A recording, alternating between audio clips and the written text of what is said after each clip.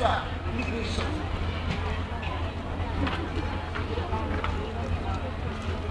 Isa po yan sa matibang na ebidensya at patotoo na mali yung itinuturo ng ibang mga katotohanan. Hindi na daw kailangan ng iglesia.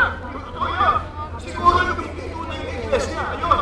Pero yung tunay, yung totoo, yung kasama ni Cristo, yung tinapos niya ng kanyang dugo, mahalaga sapagkat yun ang napamalasala, yun ang nagtatanggap ng pangingipon, at yun po ang maliligtas pagdating ng araw ng Panginoon.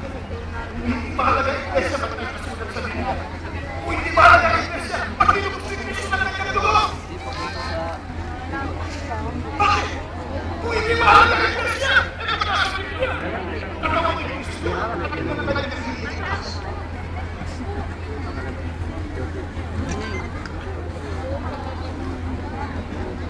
Kapatid, napatunayan ko na sa pamamagitan ko ng banal na kasulatan ang pagliligtas na gagawin ng ating Panginoon Kristo sa pamamagitan ng kanyang iglesia na kanyang tinubos. Yan po'y ang hahatol sa mga nasa labas. Itiwalag ninyo ang masama ninyong kasama. Pinapag-ipulit siya po sa iba na ang sabi ko, yung nasa labas, hahatulan, may hatol. Labas ng ano?